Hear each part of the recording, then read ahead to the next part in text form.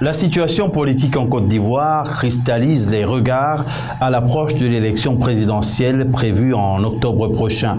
Il y a eu, il y a quelques jours, le retour à Abidjan en Côte d'Ivoire du Premier ministre Amadou Gon Coulibaly après un séjour médical de 2 mois en France, puis l'entrée en course pour la candidature à la présidentielle d'octobre prochain de Henri Konan Bédié pour le Parti démocratique de Côte d'Ivoire. Ces situations viennent-elles rebattre les cartes à l'approche de cette élection présidentielle? Nous avons donc en ligne de Dakar au Sénégal Ousseynou Nargueil, qui est éditorialiste, fondateur du site d'information tract.sn. Ousseynou, bonsoir. Bonsoir Aziz, bonsoir à vos téléspectateurs. Et autres participants en ligne d'Abidjan en Côte d'Ivoire, Niamien Yao, ancien ministre, vice-président du Parti démocratique de Côte d'Ivoire, chargé des grandes conférences qui se trouvent à Abidjan. Bonsoir. Bonsoir mon cher frère. Et merci d'avoir répondu à notre invitation. Merci de m'avoir invité. Je vous en prie, en ligne de Paris en France, cette fois, Laurent Satiladé, philosophe, politiste, linguiste, consultant, formateur, résident à Paris, proche de Guillaume Soro. Bonsoir. Bonsoir Aziz, bonsoir à tous ceux qui nous suivent. Merci de cette occasion que vous nous donnez.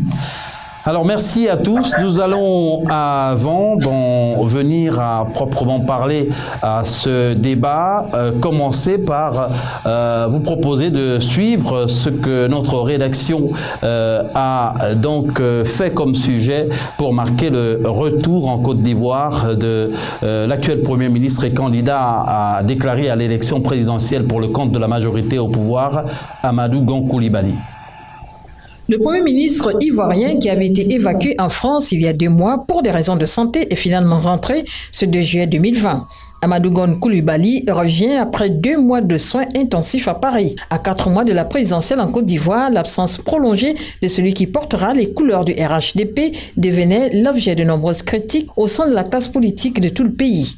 Pour l'opinion, c'est un Premier ministre quelque peu amaigri et opalant qui a été accueilli au pied du jet présidentiel par le chef de l'État Alassane Ouattara, la première dame, de nombreux ministres et des proches. Salués un à un par ce dernier au bout du coude. Parti à Paris dans la nuit du 2 au 3 mai dernier, Amadou Gon Coulibaly a été hospitalisé pour le suivi d'une greffe de cœur subie il y a 8 ans. Les choses ont semble-t-il duré plus longtemps que prévu. On lui a notamment posé un stent en mai. Pour rappel, Amadou Gon Coulibaly, âgé de 61 ans, a été désigné en mars pour porter les couleurs du RHDP, le parti au pouvoir, à l'élection présidentielle d'octobre prochain. Le Premier ministre était souriant et manifestement soulagé lors de sa descente d'avion.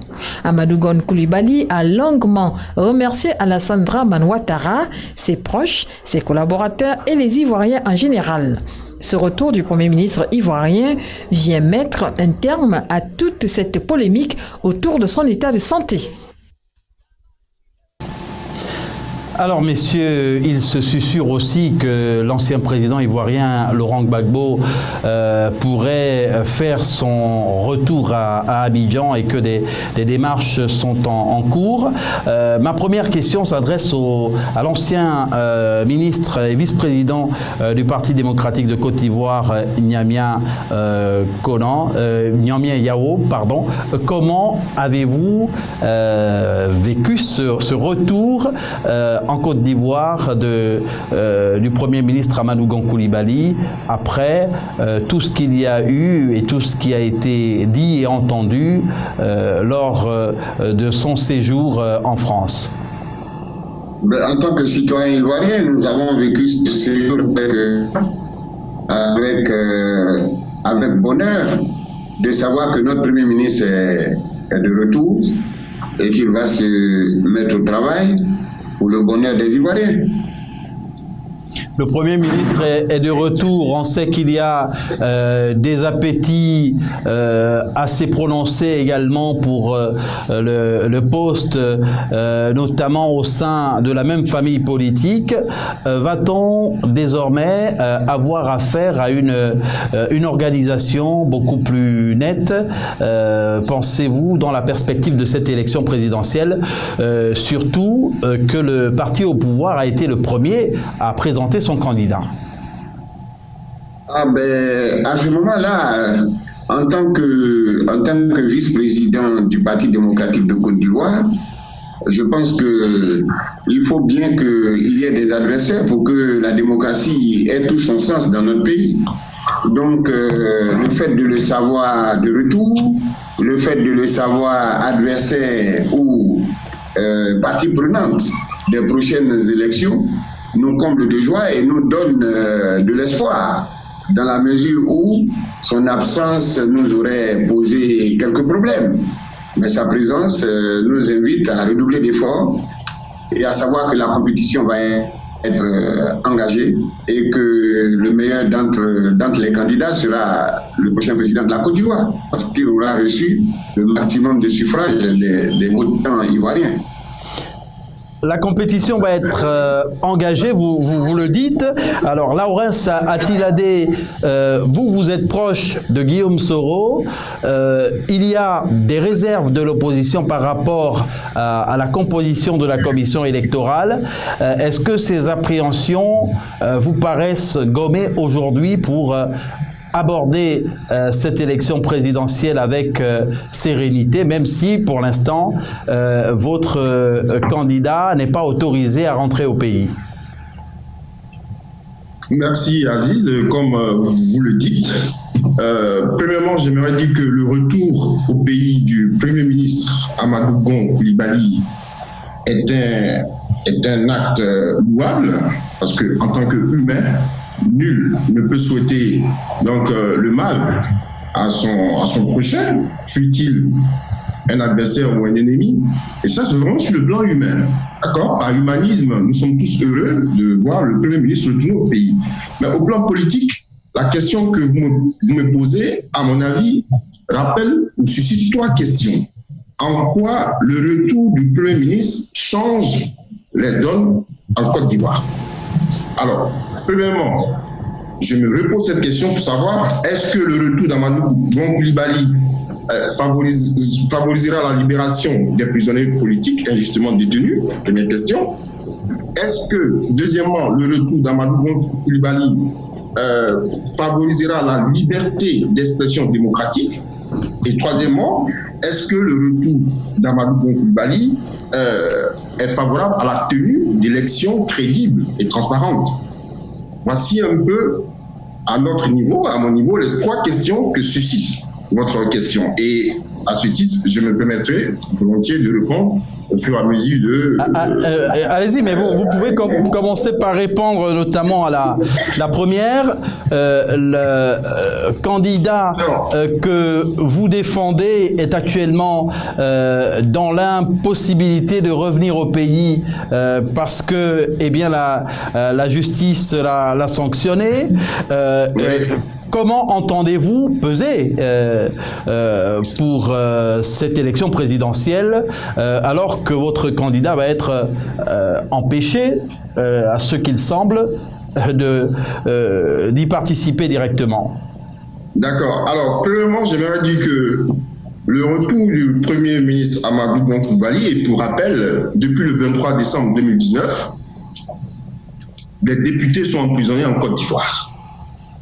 Malgré l'appel à la libération émise par la Cour africaine des droits de l'homme, le député Alain Lobougnon, à l'heure où je vous parle, a entamé une grève de la faim depuis le 1er juillet, se meurt sous les yeux de ce régime. Malgré la crise sanitaire et malgré tous les appels internationaux qui ont été mis pour la libération de tous les prisonniers.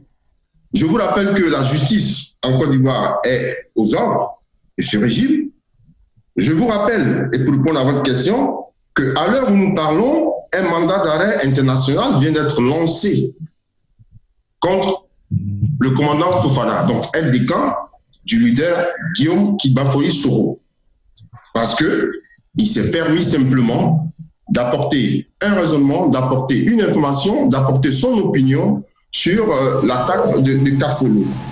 À l'heure où je vous parle, le retour d'Amadou Gon Coulibaly pose un énorme problème. La tenue, et c'est la question que vous me posez, la tenue d'élections crédibles en Côte d'Ivoire. Alors que Guillaume Kibafori Soro est condamné à 20 ans d'emprisonnement, Laurent Gbagbo 20 ans, Akossi Benjou 20 ans, Charles Bleu Goudé 20 ans. Et la question qui se pose aujourd'hui, moi, je vous repose la même question. Non, mais comment organiser une élection crédible dans ces circonstances? Mais justement, vous êtes en train de tenter d'y répondre. Nous allons vous garder en ligne et nous retourner vers Ousseynou Nargueï à Dakar au Sénégal. Je rappelle que vous êtes journaliste indépendant et fondateur du site d'information tract.sn. Ousseynou Nargueï, nous avons entendu Laurens Attiladé, proche de Guillaume Soro, rappeler que du point de vue des partisans de Guillaume Soro et de Guillaume Soro, eh bien la justice ivoirienne sur ce dossier n'a pas dit le droit. Pensez-vous que Guillaume Soro est irréprochable sur ce dossier? Bien, ce qu'il faut en tout cas constater, c'est qu'au-delà d'avoir été condamné à 20 ans de prison par contumace par la justice ivoirienne, Guillaume Soro a été rendu inéligible et ne peut pas, en tout état de cause, se présenter à la présidentielle du 31 octobre 2020, pour autant que cette date-là soit maintenue. Ce qui n'est pas totalement sûr, j'ai eu l'occasion de le dire dans une de vos précédentes tribune du mardi. Maintenant, si Guillaume Soro n'est pas candidat, moi ce que je constate, c'est qu'après avoir été proche de Laurent Gbagbo, puis d'Alassane Ouattara, il y a un rapprochement de Guillaume Soro qui fait partie de la vieille garde politique ivoirienne, même s'il n'a que 48 ans. Il est depuis 25 ans dans le marigot politique ivoirien à des postes de haute responsabilité. Donc, je vois qu'il y a un rapprochement avec le presque nonagénaire et donc potentiellement grabataire Henri Konan Bédié du PDCI. Ce n'est pas lui faire insulte que rappeler qu'il a 86 ans au prunes.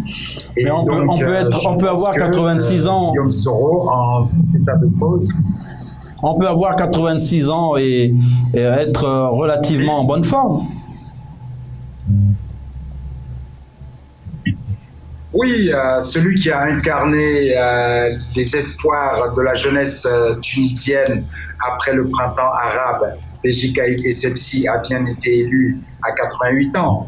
Donc, mais simplement, comme on parlait de l'état des artères du Premier ministre Amadou Gon Coulibaly, je pense aussi que, en tout cas, ce n'est pas Henri Konan Bédié qui sera le plus prompt à exiger un bilan de santé de son adversaire du RHDP, parce que le sien lui-même ne devrait pas, en tout cas, être très encourageant, en tout cas, sur sa capacité à aller au terme d'un mandat au cas où il serait élu, et surtout pas de faire 2 mandats. Je pense, je parlais de Guillaume Kibafori Soro, mais là j'enchaîne sur, comment dirais-je, Henri Konan Bédié. Je pense que c'est une candidature revancharde qui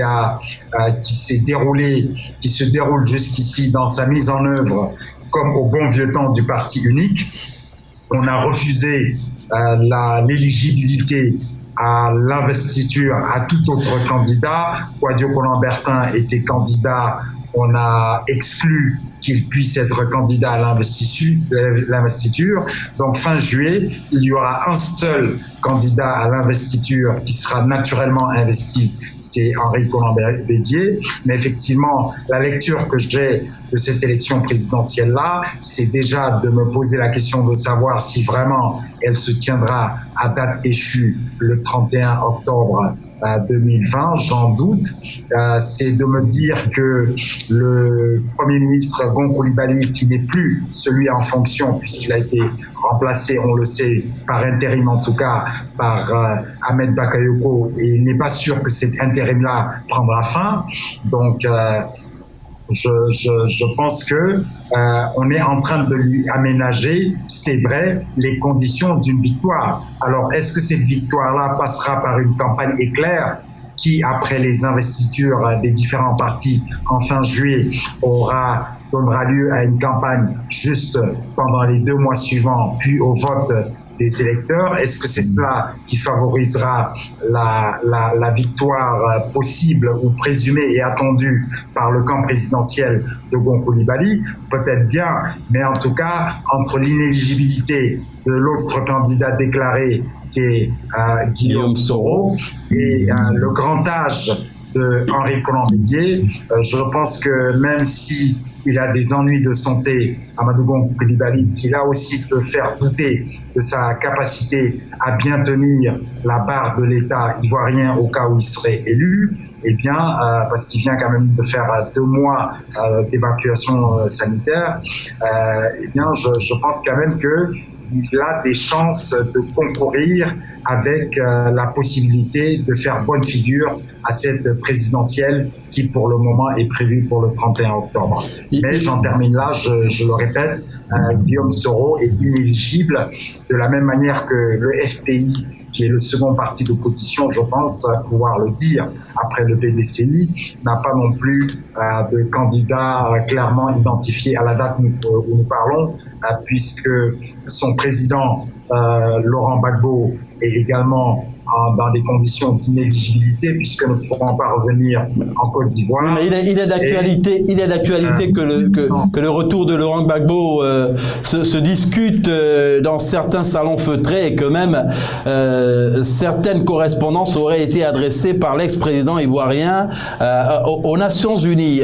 Nous allons en venir dans un moment à Lagrange Simenou Agnonkpe, spécialiste des questions internationales et directeur général du cabinet Lige Council, qui nous a rejoint. Lagrange, bonsoir. Bonsoir Aziz et bonsoir chers téléspectateurs. Oui, avant de vous donner l'occasion de réagir, bien sûr, à ce début de débat, nous allons repartir à Nyamia Yao pour parler de, pas cette crise, mais de cette situation au sein du Parti démocratique de Côte d'Ivoire qui vient de voir exclu pas le challenger, mais celui qui est considéré comme un poids plume qui aurait pu embêter le poids lourd Henri Konan Bédié, notamment dans la perspective de la présidentielle, de la candidature à la présidentielle d'octobre prochain. Nyamia Yao, est-ce qu'au PDCI, il y a une crise par rapport à l'investiture du candidat? Je voudrais vous remercier et d'abord vous dire que l'élection présidentielle en Côte d'Ivoire est du domaine de la loi. Donc l'élection présidentielle n'est pas le fait des émotions. Et nous avons une constitution, la constitution de la Troisième République, initiée par le président de la République actuelle, qui a été adoptée par référendum. Et cette constitution ne prévoit pas de visite médicale pour le candidat à la présidence. Cette constitution dit simplement que pour être candidat à la présidence, il faut être âgé d'au moins 35 ans. Donc, ce qui fonde la candidature du président Henri Konan Bédié, ce ne sont pas les émotions. Ce qui fonde la candidature du président, c'est la loi fondamentale de la République de Côte d'Ivoire, la Constitution de 2016. Et pour une fois en Afrique, nous sommes heureux de savoir que le tripatouilleur de la Constitution n'en est pas le bénéficiaire. Le président Bédié n'a pas tripatouillé la Constitution, il est un citoyen et il joue des mêmes droits, quel que soit son âge, que les autres citoyens. Je vous dis que moi qui vous parle, je soutiens la candidature du président Henri Konan Bédié et j'ai l'âge du Premier ministre. Donc, je sais de quoi je parle et il faudrait que désormais on respecte la constitution de la République de Côte d'Ivoire et qu'on ne s'attaque plus à l'âge du président. S'attaquer à l'âge du président même constitue une des violations de la Constitution, qui dit en son article 4 qu'aucun citoyen ivoirien ne doit être privilégié ou discriminé en fonction de son état physique, en fonction de son âge, en fonction de ce qu'il est. Donc, de grâce, qu'on ne revienne plus sur l'âge du président, parce que la candidature du président trouve son fondement dans la Constitution de la République de Côte d'Ivoire. Alors l'âge du président Henri Konan Bédié ne devrait pas poser problème, Lagrange Simenou Agnangbé, puisque ça ne pose pas de problème non plus, parce que c'est constitutionnel sa candidature. Mais justement, il ne devrait pas poser de problème parce que c'est constitutionnel et pour apporter de l'eau à votre moulin, les Africains n'ont pas l'exclusivité de la longévité au pouvoir, mais Lagrange Simenou Agnangbé, je reviens à vous. Excusez-moi, mais oui. Par rapport à notre ami sénégalais, nous voudrions dire que nous avons respecté le grand âge du président Wade quand il était président. Et oui. Donc nous avons respecté aussi la volonté du peuple sénégalais de respecter la constitution du Sénégal. Donc le plaidoyer que nous faisons depuis Abidjan, c'est que pour une fois, que les Africains acceptent de respecter la constitution de la République de Côte d'Ivoire. Voilà, qui n'est pas le fait du président Henri Konan Bédié. Maintenant, au sein du Parti démocratique de Côte d'Ivoire, il n'y a pas de crise. Il n'y a pas de crise. La candidature du président est fondée par l'article 123 du règlement intérieur du Parti démocratique de Côte d'Ivoire, qui fait le portrait robot du candidat à la présidence, du candidat à l'investiture, à la présidence de la République. Et Kakabe n'était pas éligible? Kakabe, il n'était pas éligible? Non, Kakabe n'était pas éligible. Je ne veux même pas qu'on parle de Kakabe parce qu'il ne fait même pas partie, de ceux qui pourraient succéder au président Henri Konan Bédié au cas où la candidature du président Henri Konan Bédié n'aurait pas été retenue par la haute direction du parti. Et pourquoi? Parce qu'il ne remplit pas les critères qu'il faut pour être candidat à la présidence de la République. Et quels sont ces critères auxquels un cadre de son rang au sein du parti ne serait pas éligible? Un cadre de quel rang? Dites-moi. Il est au sein du Parti démocratique de Côte d'Ivoire. Il a occupé d'importantes fonctions ou pas? Quelles sont ces fonctions-là? Non, mais c'est vous qui nous dites. Parce que...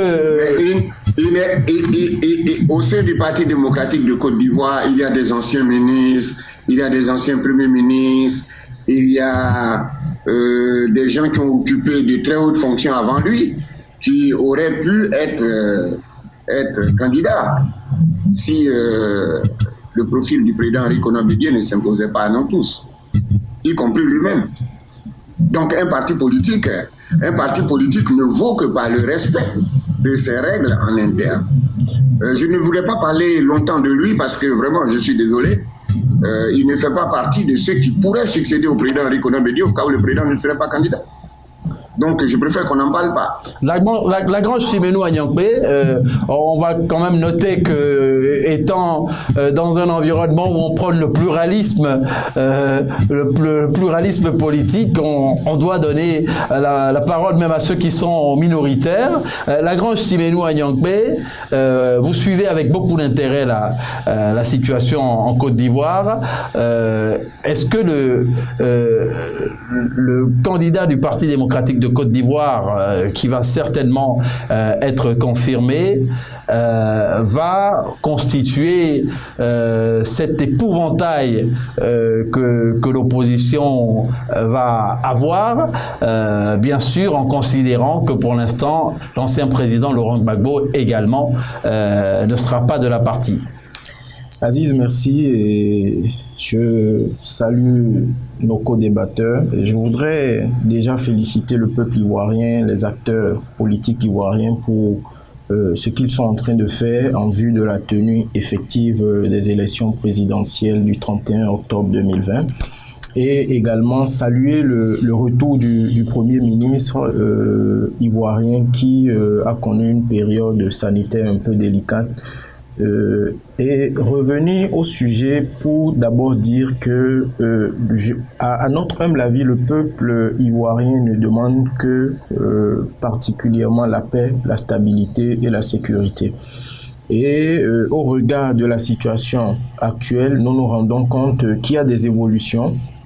Nous avons perçu que finalement le PDCI sera représenté à ces élections-là par l'ancien président Henri Konan Bédié, qui n'a jamais manqué de révéler et de dire qu'il n'avait pas fini son mandat et qu'il était encore en mesure d'assumer cette fonction-là. C'est vrai qu'aujourd'hui, il a un certain âge, et il n'est pas mauvais de se demander s'il pourra tenir en fonction de son âge, parce que l'exercice de la fonction présidentielle, en fonction de la vision du candidat ou du président ou du peuple, nécessite beaucoup d'efforts physiques. Ça, il faut le dire, particulièrement en Afrique. Donc, il revient au président Henri Konan Bédié. En Afrique et partout ailleurs. Bon, particulièrement en Afrique en tout cas, parce que beaucoup de pouvoirs sont concentrés dans les mains du président. Donc, il revient au président candidat Henri Konan Bédié de pouvoir montrer ou exprimer sa capacité ou non à assumer pendant les 5 ans à venir cette fonction, et également au peuple ivoirien et particulièrement aux responsables de ce parti politique-là de pouvoir décider s'il est en mesure effectivement de porter au haut le flambeau de ce parti. Mais moi je pense que là ne devrait pas se situer le problème. C'est vrai que nous avons eu des informations d'après lesquelles un candidat aurait été écarté pour les préparatifs du choix, au cours des préparatifs du choix du candidat du parti. Bon, je pense qu'il revient au parti. Chaque parti dans nos pays africains a la légitimité et la responsabilité de choisir qui il veut comme candidat. Nous ne connaissons pas les règles qui régissent ce parti-là. Nous ne savons pas les tractations qui ont eu lieu, mais ce que je voudrais également relever, c'est qu'il faille se ranger derrière le choix que fait les dirigeants du parti, que l'on soit d'accord ou pas. Vous avez accepté militer au sein d'un parti. Je pense que les règles doivent s'imposer à tout le monde, et même si l'on n'était pas d'accord, l'on doit pouvoir se soumettre. Donc il ne serait pas à l'heure actuelle judicieux ou agréable de nous rendre à l'évidence que il y ait des dissensions qui s'expriment et qui battent le macadam. Ce ne serait pas bien, non seulement pour l'image de ce parti, mais également pour le pays qu'est la Côte d'Ivoire. Je pense que l'ancien ministre vient de nous faire savoir que l'intéressé ne faisait même pas partie de la liste. Qu'est-ce que nous en savons? Bon, je voudrais encore demander aux responsables. De toute façon, c'est bien à travers le Parti démocratique de Côte d'Ivoire que nous avons, et la presse ivoirienne bien entendu, que nous avons découvert pour beaucoup ce cadre ou ce militant du Parti démocratique de Côte d'Ivoire. Mais pour la suite de l'émission, nous allons revenir à ce sujet consacré à la candidature au Parti démocratique de Côte d'Ivoire pour l'élection présidentielle d'octobre prochain.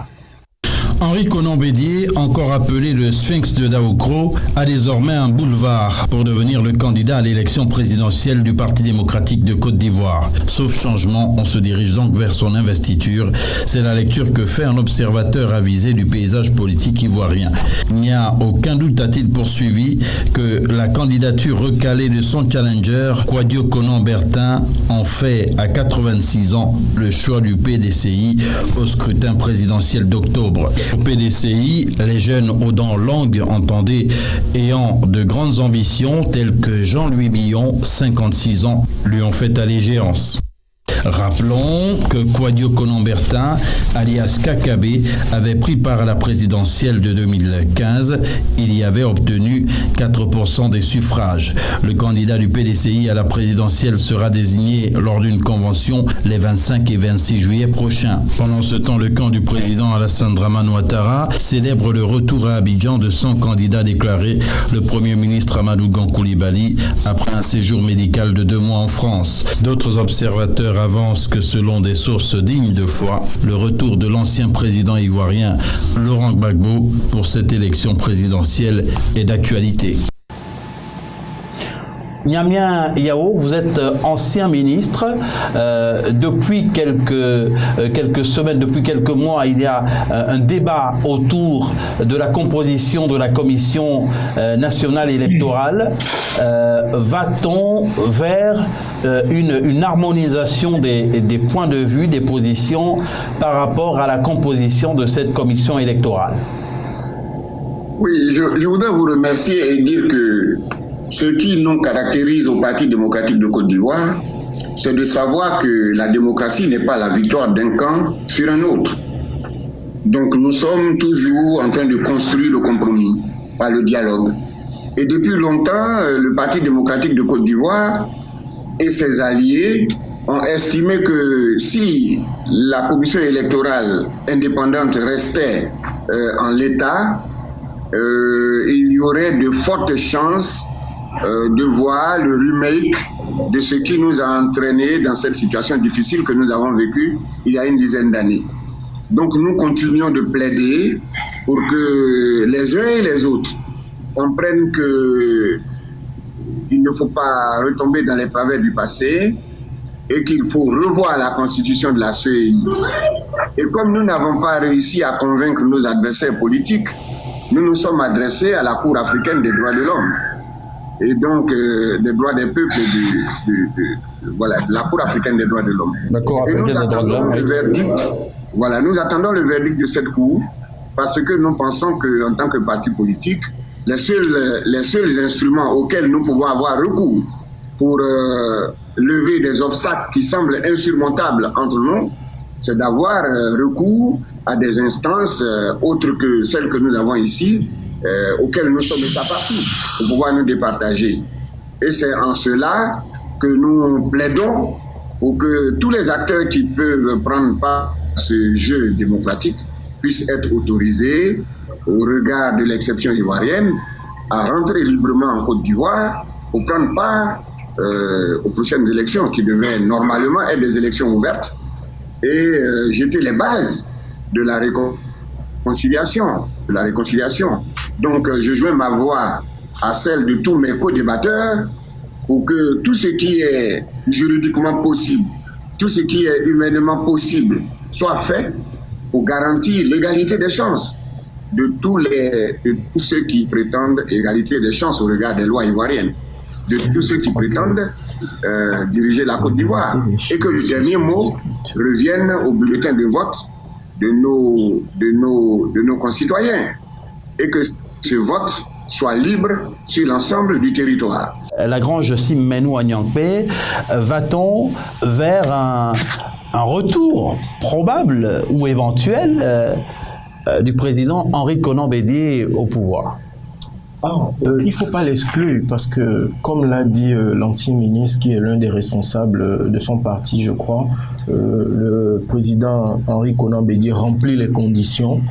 Il appartiendra à l'institution qui étudie les candidatures. Si sa candidature se confirmait, il appartiendra à cette institution-là de dire si les candidats, si sa candidature est validée, et au peuple ivoirien qui est souverain d'élire le candidat de son choix. Il n'est pas à exclure qu'il puisse revenir, mais nous avons vu qu'il y a eu une alliance avec le FPI, le PDCI et le FPI, et face à cette alliance, nous avons le candidat de la majorité présidentielle qui est le premier ministre Amadou Gon Coulibaly, et nous voyons également d'autres acteurs qui ont quand même participé à la vie politique de ce pays qui sont également candidats. C'est vrai que la candidature du président Henri Konan Bédié, si elle se confirmait, viendra embellir non seulement l'échiquier politique ivoirien, en ce sens que ce serait une partie de ce pays-là qui serait en train de s'exprimer. La Côte d'Ivoire revient de très loin et nous ne souhaiterons, je crois que personne sur notre continent ne souhaiterait que la situation s'enlise davantage. Donc il serait vraiment bien d'observer attentivement, d'accompagner pour ceux qui peuvent accompagner, ceux qui peuvent apporter un plus, ce processus-là, afin que la Côte d'Ivoire en sorte ragaillardie et que l'Afrique soit honorée. Laurens Atiladé est toujours en notre compagnie. Alors on lui pose la question parce qu'il a rappelé que des députés proches d'ancien président de l'Assemblée nationale, Guillaume Soro, sont toujours incarcérés. Est-ce que la saisine de la Cour africaine des droits de l'homme, vous pensez, pourrait être utile, pourrait aider à leur libération, maintenant que les recours en interne, pour l'instant, n'ont rien donné? Je me réjouis de ce que M. Niamien tout à l'heure disait, que la Cour africaine serait donc saisie pour établir un équilibre au sein de la commission électorale. Je vous rappelle que cette même Cour a été déjà saisie. Elle a ordonné la libération des prisonniers. Ouais. Un mois après, jusqu'à présent, à l'heure où je vous parle, rien n'a été fait. Mais vous savez aussi quelle a été la position, la réaction de l'État de Côte d'Ivoire? Oui, tout à fait. Je veux dire que dans un contexte où l'État de Côte d'Ivoire est dans une logique de capture totale, donc des libertés, dans un contexte où on nous répète à chaque fois cette notion du bouclé et géré, c'est-à-dire que, alors bouclé et géré, c'est-à-dire que les élections d'avance sont bouclées, sont gagnées, le RHDP est déjà vainqueur, dans un contexte où vraiment tous les candidats sont exclus. Je me pose la question, et là, à la fin, ça ne m'étonnerait pas que même la candidature... Alors, le problème n'est pas l'inéligibilité ou le problème d'âge d'un candidat BD. Tant que la Constitution ne l'empêche pas de se présenter, il peut toujours se présenter. Mais ne nous étonnons pas qu'à la fin, toutes les candidatures soient finalement rejetées. Parce que dans un État tel qu'on nous présente en ce moment, aucun droit ne peut être respecté. Et nous, au GPS, on dit que nous demandons simplement que tous les candidats, tous ceux qui veulent compétir, soient libres de le faire en égalité des chances. Et c'est là le véritable problème. La grande Chimène Wanyongpe, vous redoutez... enfin, est-ce qu'il y a des raisons de redouter un rejet des candidatures de l'opposition en Côte d'Ivoire? Je ne voudrais déjà pas parler de rejet, de redouter des rejets, mais je voudrais souligner un point d'abord. Il faut que nous nous entendions et que nous soyons d'accord sur le fait que aujourd'hui, les autorités politico-administratives ivoiriennes sont les seuls garants de la souveraineté, de l'intégrité et du peuple ivoirien. Donc, si il y a eu une situation qui fait en sorte que juridiquement certaines personnes ont été condamnées, qu'ils soient que ces personnes-là, qu'elles soient des autorités, comme l'a dit notre co-débatteur Attilad, s'il se fait qu'aujourd'hui cette situation se présente, je pense qu'il faut privilégier le dialogue parce que le droit a été dit. Nous pouvons nous dire que le droit a été dit, la justice ivoirienne a condamné ces personnalités-là, que ce soit des députés, que ce soit le président Kiba Fori Soro Guillaume. Donc aujourd'hui, je pense que pour aller de l'avant et pour l'intérêt du peuple ivoirien, mais il faut privilégier le dialogue. Oui, mais dans quelles conditions dialoguer lorsque le droit a été dit? Le droit a été dit. Mais nous savons tous que le premier magistrat de toute nation, c'est le chef de l'État. Le droit a été dit. Dans plusieurs pays, nous avons vu des chefs d'État qui ont amnistié en leur qualité de premier magistrat et de dernier décideur, ont amnistié des personnes qui avaient été déjà condamné. Donc aujourd'hui, je pense qu'il faille que les deux camps privilégient le dialogue et que ceux et celles qui doivent faire preuve d'humilité puissent faire preuve d'humilité afin que vraiment la paix soit préservée, afin que si certaines candidatures devraient être autorisées, que les boucliers soient levés pour que ces candidatures soient autorisées afin que la compétition soit vraiment de taille et enchante, que la compétition enchante vraiment le peuple ivoirien et suscite cet engouement-là que tous les Africains veulent voir au niveau des Ivoiriens pour manifester l'intérêt supérieur de cette nation-là. Je voudrais faire partager ma modeste expérience. Monsieur le ministre, allez-y. Oui, je voudrais dire que j'ai été conseiller diplomatique du président Laurent Gbagbo. Et la Côte d'Ivoire n'est pas à sa première expérience d'obstacles juridico-politiques à des candidatures dans notre pays.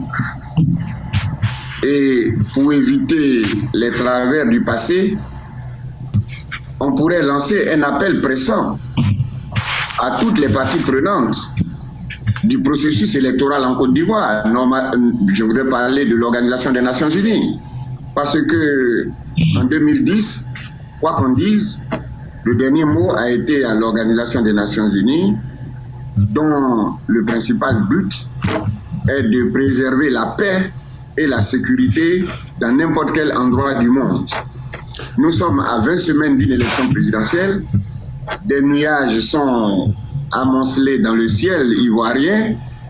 Il serait quand même bon que toutes ces organisations africaines, l'Union africaine, la CEDEAO, toutes les organisations internationales, l'Union européenne, l'Organisation des Nations Unies, il est temps maintenant que ces organisations ouvrent grand les yeux et les oreilles pour être à l'écoute de ce qui se passe en Côte d'Ivoire et que avant que nous ne déplorions un certain nombre de situations, que tout s'implique pour que l'égalité des chances soit... Et on l'a bien noté, il faut l'implication de la communauté internationale. Ousseynou Nargueï... La communauté internationale, voilà. Oui, Ousseynou Nargueï à Dakar, la communauté internationale va-t-elle pouvoir aider dans le contexte actuel à décrisper l'atmosphère en Côte d'Ivoire en attendant cette probable élection présidentielle d'octobre ?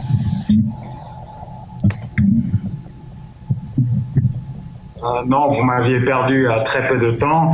Je pense qu'il est extrêmement prématuré d'en faire appel à la communauté internationale et étrangère, alors que nous ne sommes pas dans une crise en tout cas post-électorale assurée. Donc je m'étonne que le PDCI qui a dirigé ce pays et qui présente un candidat en appelle déjà à la communauté internationale. Parce que quand même, ceux qui sont empêchés de se présenter le sont sur la base non pas de la décision du président en place Alassane Ouattara, mais sur la base de décisions pour lesquelles ils ont été condamnés.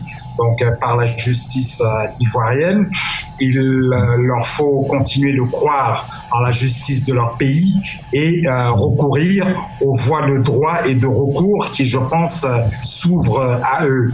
Et je voudrais faire un petit rappel en arrière encore pour dire que je ne me sens aucune espèce de loyauté avec un compatriote étant donné son grand âge ou justifié par son grand âge, fut-il Abdoulaye Wade. Et je tiens à signaler que Abdoulaye Wade, quand il a été congédié par l'électorat sénégalais en 2012, eh bien, il avait 86 ans, après 2 mandats, 86 ans, qui est exactement l'âge auquel Henri Konan Bédié veut se présenter à nouveau devant les électeurs ivoiriens. Je dis que cela n'est pas défendable, cela n'est pas soutenable. Au regard de quoi si on parle de respect de la Constitution. Au regard de quoi? Au regard de la Constitution, c'est défendable. Alassane Ouattara. Un instant, vous allez réagir. Ouattara avait le droit de se présenter à un 3e mandat. La Constitution le lui permettait, mais la décence, je crois, qui est celle de cet homme-là, pour une part en tout cas, ou en tout cas sur cette question-là, l'a empêché de céder au ridicule, de solliciter un troisième mandat. Là où je suis d'accord, c'est que aussi bien Henri Konan Bédié que Alassane Ouattara sont de dignes héritiers d'Houphouët-Boigny, qui disait qu'il préférait l'injustice au désordre. Dans les deux cas, on est en train de préférer l'injustice d'imposer un candidat qui n'est certainement pas le mieux en situation, je ne dis pas de gagner, mais de gouverner après avoir gagné, que ce soit Bédié, que ce soit Gon Coulibaly, dont les artères sont dans l'état que vous savez, eh bien, je comprends que les deux gros partis que sont le RHDP, enfin RDR, RHDPisé et le PDCI, imposent les candidats dont ils pensent que c'est ceux qui sont à même de représenter le parti de la manière, en tout cas, la plus méritée. Ça, je le comprends. Mais j'en reviens à votre question sur la communauté internationale. Oui. La communauté internationale comme la communauté africaine, je parle de la CEDEAO, je parle de l'UEMOA, ont intérêt à ce que tout se passe bien en Côte d'Ivoire, qui représente la première économie de l'UEMOA. Donc, il ne faut pas aller trop vite en besogne et déjà en appeler à, j'allais dire, l'intervention de l'ONU et en rappelant le tragique déroulement de l'élection présidentielle de 2010, où effectivement, à la canonnière, on avait dû aller déloger Laurent Gbagbo qui refusait de céder le pouvoir qu'il avait perdu. Voilà ce que je voulais dire sur cette question. Alors, monsieur le ministre Niamey Yao, monsieur le vice-président, nous vous donnons l'occasion de réagir pour noter que, bon, sur la question de l'âge, eh bien, il y a une divergence, mais on retient... Il y a une convergence. Il y a plutôt une convergence. Ah, il y a une convergence, vous trouvez ? Oui, puisque c'est prévu par la Constitution. D'accord, c'est prévu par la Constitution. Et que le président Bédié n'est pas l'initiateur de la modification de la Constitution. Donc pour une fois, ça fait bien de savoir qu'en Afrique, c'est pas celui qui a modifié la Constitution. S'il vous plaît, vous dites. Oui, non, mais en matière de constitution, le président Bédié est bien de ne pas être l'initiateur de quoi que ce soit, parce que quand il a été initiateur de l'ivoirité, il a plongé la Côte d'Ivoire dans le chaos et la désolation. C'est nous, ça c'est un autre débat. Mon cher frère, c'est un autre débat que nous ferons. Non, ce débat n'est pas dans l'émotion. Non, c'est un autre débat que nous allons faire. Niamey Yao. Nous sommes en train de discuter d'un processus qui est ancré dans le droit, c'est-à-dire l'élection présidentielle. L'élection présidentielle a pour fondement la loi fondamentale de la République de Côte d'Ivoire. Donc, on n'est pas dans les émotions. Et donc, je voulais dire à tous mes co-débatteurs qu'il existe ce qu'on appelle la diplomatie préventive. Et ce que le PDCI fait en allant demander l'implication de la Cour africaine des droits de l'homme participe de ce qu'on appelle la diplomatie préventive. Mais lorsque cette Cour rend un arrêt et que l'application pose problème, je pense que par décence, pour emprunter ce vocable à mon ami du Sénégal, il faut avoir recours à toutes les autres instances qui peuvent favoriser le dialogue, qui peuvent favoriser le rapprochement. C'est tout ce que nous disons. Donc il vaut mieux privilégier cette diplomatie préventive que la diplomatie curative à la canonnière.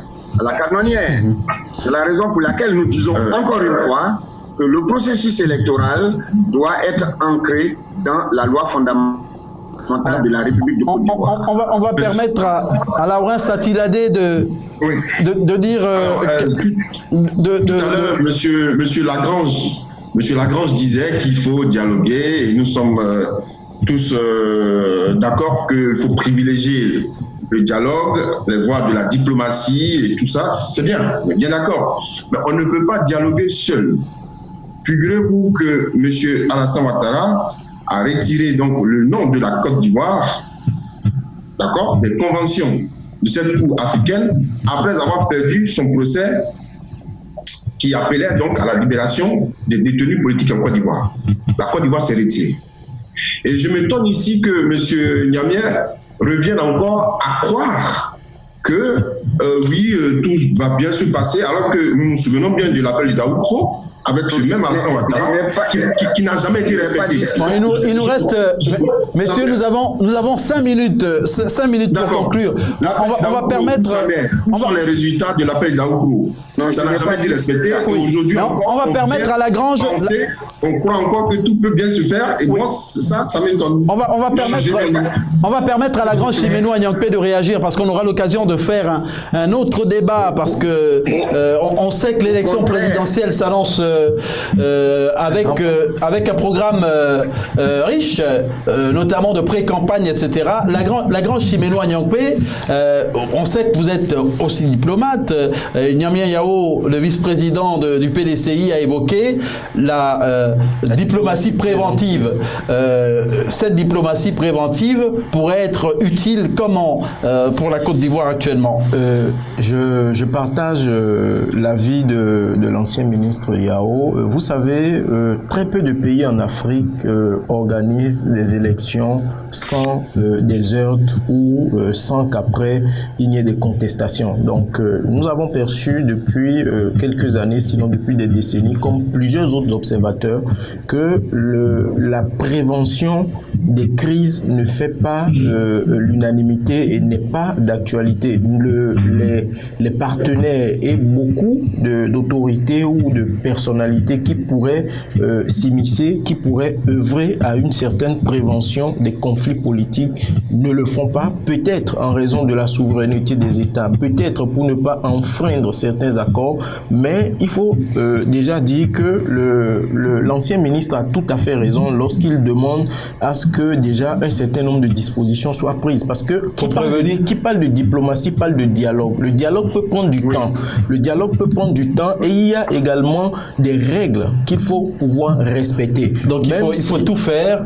Il faut tout faire pour respecter ces règles. Lagrange Simenou Agnangpé, on va vous donner l'occasion dans ce dernier tour de table de dire votre mot de fin. On commence par le Sénégal. Ousseynou Nargueil. Alors nous avons perdu Ousseynou Nargueil. La conclusion de Niamey Yao, l'ancien ministre et vice-président du Parti démocratique de Côte d'Ivoire, chargé des grandes conférences. Comment, ou bien quelle est la recette aujourd'hui pour aller à des élections apaisées au mois d'octobre, même si certains sont pessimistes quant à la tenue à date de ce scrutin? Le président Oufoué a l'habitude de dire que la goutte d'eau qui tombe l'une après l'autre finit par percer le plus du rocher. Nous pensons que nous avons moins de 20 semaines pour aller à la présidentielle. Tout ce qui doit être fait pour que les élections se déroulent conformément à la volonté de la majorité des Ivoiriens doit être fait.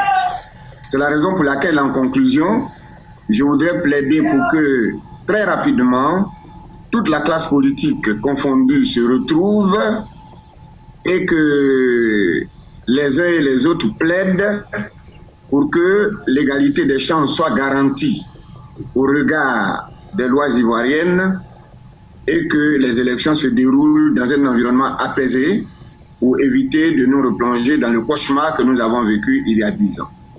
Donc encore une fois, je plaide pour que le dialogue puisse l'emporter sur les émotions et les états d'âme. Laurence Atiladé, il faut l'apaisement. Oui, tout à fait. Nous sommes, effectivement, vous savez, au GPS, nous étions les premiers à prôner donc, le pardon et la réconciliation. Nous continuons à faire. Et nous sommes convaincus que si les élections sont organisées de manière équitable dans un contexte juste et légitime, notre candidat, Guillaume Kibafori Soro, reste donc le meilleur candidat, qui a le meilleur profil, et c'est lui le leader générationnel, mieux placé donc pour incarner ce changement démocratique dont aspirent tous les Ivoiriens. En tout cas, chacun prêche pour sa chapelle. Nous avons... Je prêche pour la Côte d'Ivoire d'abord. Très bien, c'est noté. On retient que cette émission a été consacrée à l'élection présidentielle en Côte d'Ivoire, avec pour thème notamment le retour de l'ancien Premier ministre Amadou Gon Coulibaly. A-t-il rebattu les cartes dans la perspective de l'élection présidentielle d'octobre? Les débats ont été parfois passionnés, mais c'est aussi cela, l'expression de la vitalité démocratique. Donc nous remercions Niamien Yao, ancien ministre, vice-président du Parti démocratique de Côte d'Ivoire, chargé des grandes conférences. Merci d'avoir été des nôtres. Merci beaucoup, merci de m'avoir invité. C'est nous, Laurence Attiladé, qui est politiste, philosophe, linguiste, consultant, formateur résident à Paris en France, proche de Guillaume Soro. Merci. Merci Aziz, merci à ce temps d'antenne que vous nous donnez. Et vraiment, bonne continuation, bien de choses à vous. Et nous remercions également un habitué de cette émission, Ousseynou Nargueil, éditorialiste, fondateur du site d'information en ligne tract.sn, Lagrange Siménois Nyangpe, chroniqueur dans cette émission, spécialiste des questions internationales et directeur général du cabinet Lige Council à Libreville au Gabon, d'où nous émettons. Merci donc à vous, fidèles téléspectateurs, de nous avoir suivis et très bonne suite de programmes sur la Belle Radio et Télévision, votre chaîne panafricaine internationale.